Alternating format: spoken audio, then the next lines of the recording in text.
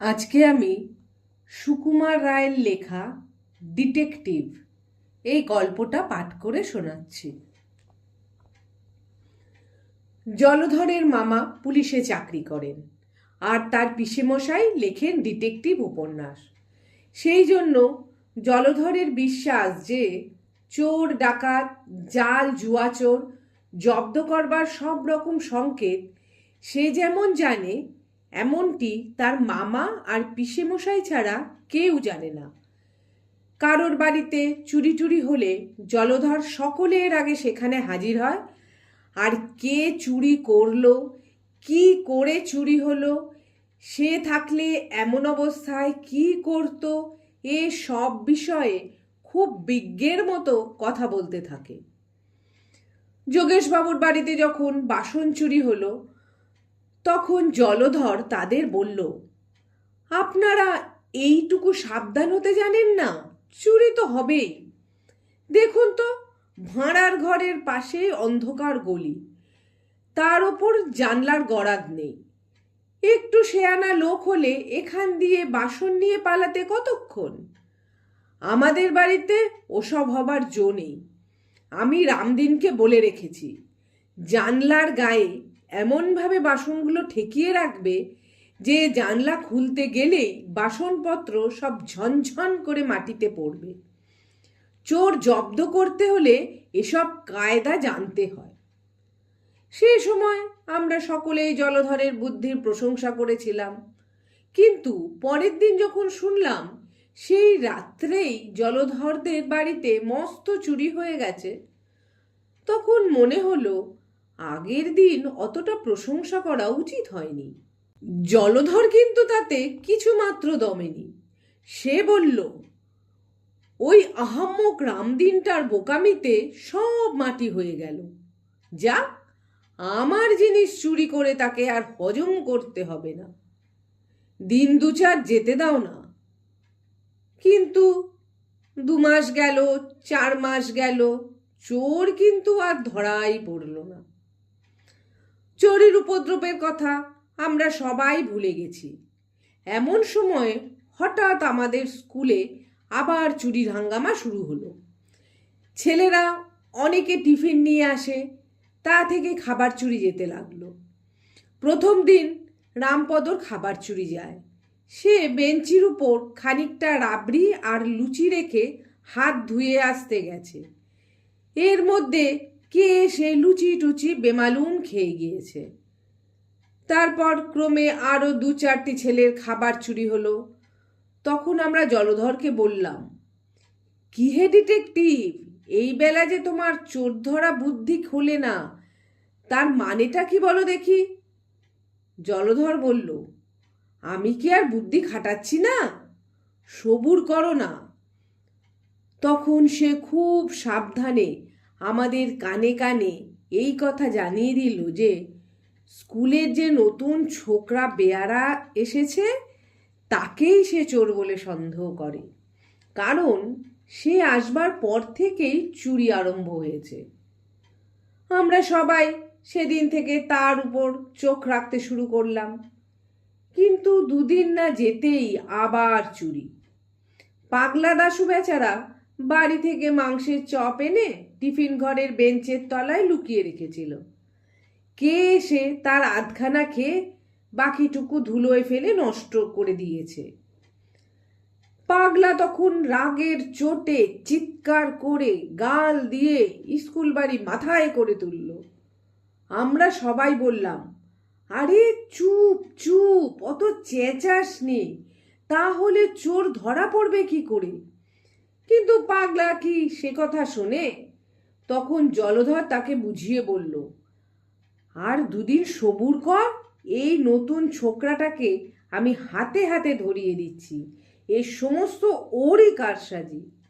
শুনে দাশু বলল, তোমার যেমন বুদ্ধি, ওরা হলো পশ্চিমা ব্রাহ্মণ, ওরা আবার মাংস খায় নাকি? দারোয়ানজিকে জিজ্ঞেস করো তো। সত্যি তো, আমাদের তো সে খেয়াল হয়নি। ও ছোকরা তো কতদিন রুটি পাকিয়ে খায়, কই একদিনও তো ওকে মাছ মাংস খেতে দেখি না। দাশু পাগলা হোক আর যাই হোক, তার কথাটা সবাইকে মানতে হলো। জলধর কিন্তু অপ্রস্তুত হবার ছেলেই নয়। সে একগাল হেসে বলল, আমি ইচ্ছে করে তোদের ভুল বুঝিয়েছিলাম। আরে, চোরকে না ধরা পর্যন্ত কি কিছু বলতে আছে? কোনো পাকা ডিটেকটিভ ওরকম করে না। আমি মনে মনে যাকে চোর বলে ধরেছি সে আমিই জানি। তারপর কদিন আমরা খুব হুঁশিয়ার ছিলাম। 8-10 দিন আর চুরি হয়নি। তখন জলধর বলল, তোমরা গোলমাল করেই তো সব মাটি করলে। চোরটা টের পেয়ে গেল যে আমি তার পেছনে লেগেছি। আর কি সে চুরি করতে সাহস পায়? তবু ভাগ্যিস তোমাদের কাছে আসল নামটা ফাঁস করিনি। কিন্তু সেই দিনই আবার শোনা গেল স্বয়ং হেডমাস্টার মহাশয়ের ঘর থেকে তার টিফিনের খাবার চুরি হয়ে গেছে। আমরা বললাম, কই হে, চোর না তোমার ভয়ে চুরি করতে সাহস পাচ্ছিল না? তার ভয় যে ঘুচে গেল দেখছি। তারপর 2 দিন ধরে জলধরের মুখে হাসি দেখা গেল না। চোরের ভাবনা ভেবে তার পড়াশোনা সব এমনই ঘুলিয়ে গেল যে পণ্ডিত মহাশয়ের ক্লাসে সে আরেকটু হলেই মার খেত আর কি।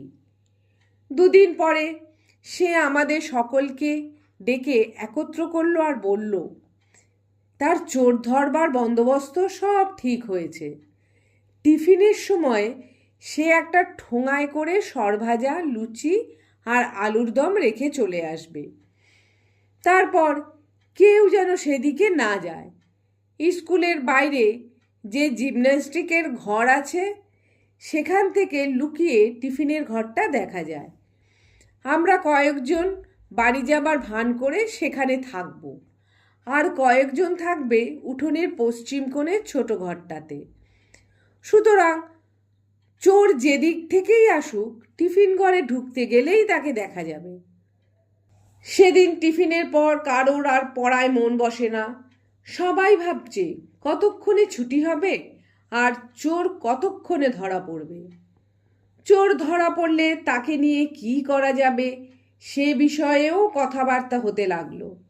মাস্টার মহাশয় বিরক্ত হয়ে ধমক দিতে লাগলেন। পরেশ আর বিশ্বনাথকে বেঞ্চির উপর দাঁড়াতে হলো। কিন্তু সময়টা যেন কাটতেই চায় না। টিফিনের ছুটি হতেই জলধর তার খাবারের ঠোঙাটি টিফিন ঘরে রেখে এলো।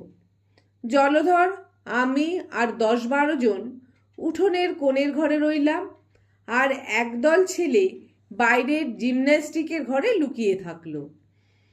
জলধর বলল, দেখো, চোরটা যেরকম শেয়ানা দেখছি আর তার যেরকম সাহস, তাকে মারধর করা ঠিক হবে না।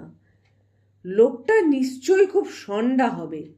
আমি বলি, সে যদি এদিকে আসে তাহলে সবাই মিলে তার গায়ে কালি ছিটিয়ে দেব আর চেঁচিয়ে উঠব।